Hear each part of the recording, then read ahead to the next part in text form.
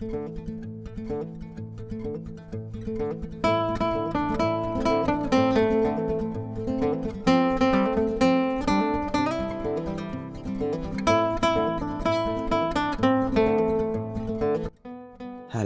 assalamualaikum warahmatullahi wabarakatuh. Jumpa lagi ya sama saya si Tenisi Deso.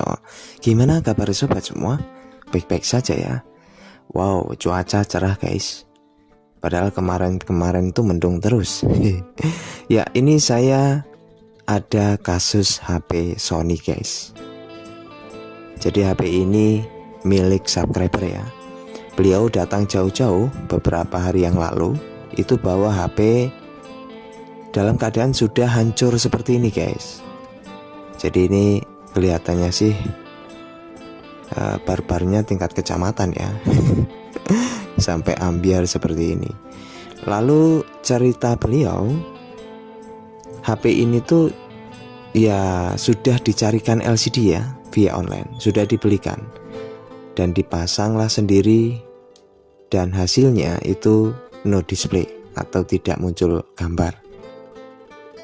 Lalu ya mencari dan memastikan ya ke counter saya bagaimana kepastiannya ini sebetulnya LCD yang dia beli itu yang rusak atau mesinnya. Karena setelah dia pasang, dia coba sendiri LCD baru tidak ada gambar, dia coba retur tapi tidak bisa ya. Dengan alasan masa garansinya sudah habis. Ya, untuk memastikan sebetulnya ini rusaknya di mesin atau di LCD kita akan bahas ya. Kalau secara fisik ini tidak ada bengkong HP ini.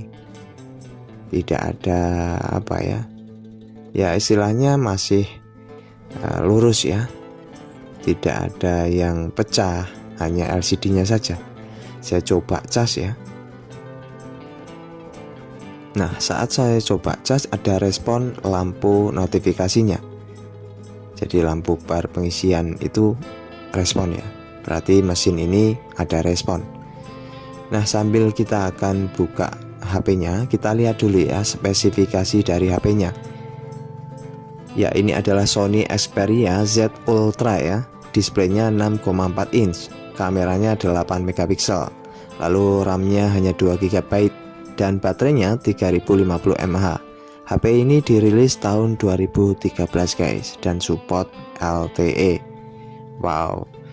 Lalu yang kepo berapa harganya? Di tahun 2013 7,5 juta. Iya. Ya, jadi mahal juga ya. Karena ini kategori setengah tablet, setengah smartphone atau phablet ya. Oke, di awal saya sudah ceritakan subscriber ini beli LCD baru via online, dan ini LCD-nya. Dan beliau sudah berusaha masang sendiri di rumah ya. Namun saat dipasang kok dia hanya getar saja, tidak muncul gambar. Lalu dibawalah ke tempat saya untuk memastikan sebetulnya LCD-nya atau mesinnya. Tapi beliau sudah sempat WA sama penjual ya untuk proses retur, namun masa garansi bilangnya sudah habis.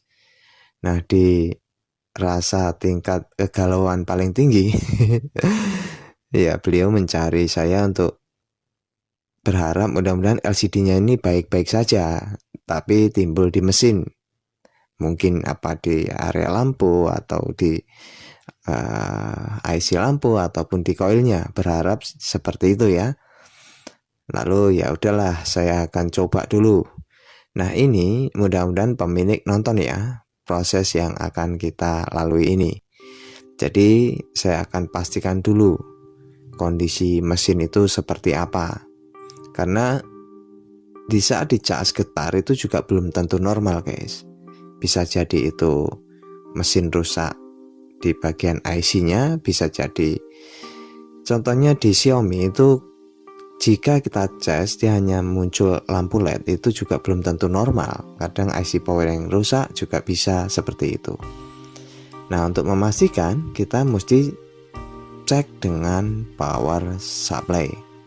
Nah, mungkin subscriber atau pemilik HP ini tuh kan hanya user biasa yang ingin mengganti LCD dengan sendiri ya. Jadi nggak ada alat buat ngecek. Ini baterai sudah saya copot dan kita akan lepaskan partnya ya. Jadi part dari Sony ini kan banyak ya, banyak pernak-perniknya. Ya, inilah konektor bagian LCD ya, berada di bawah. Jadi kita akan pastikan dulu apakah ini LCD-nya yang rusak atau mesinnya. Oke, kita akan langsung pasang ya.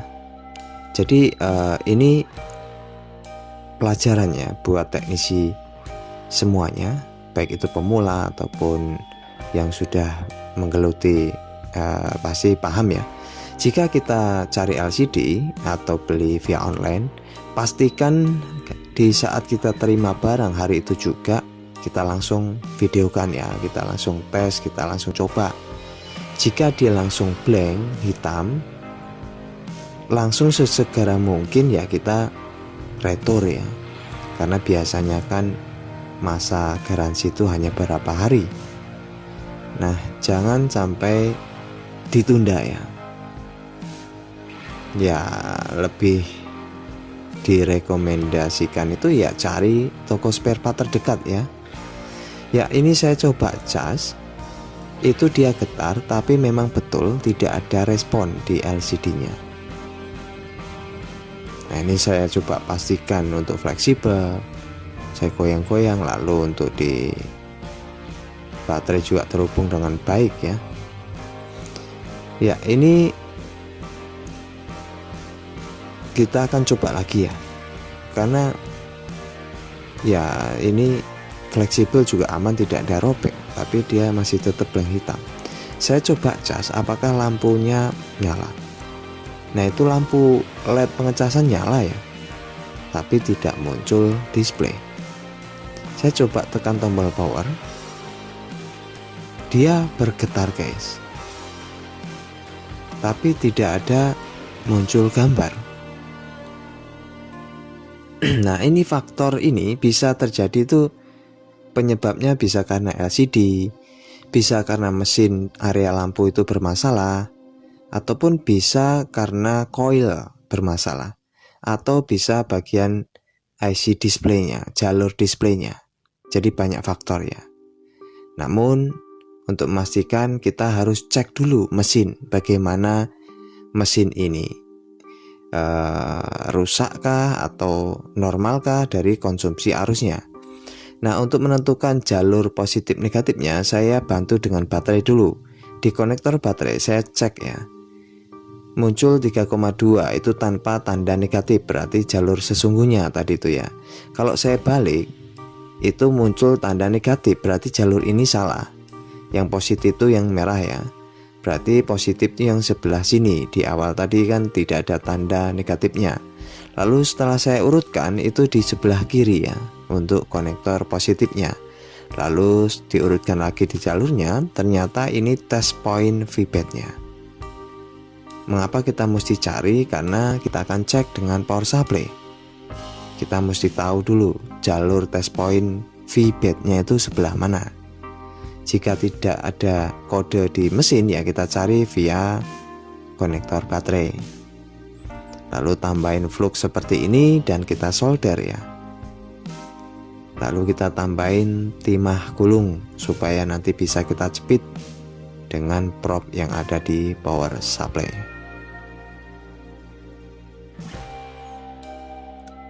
Kalau pemilik atau user ini ya berharap mudah-mudahan yang rusak itu ya di mesin ya, lalu diperbaiki.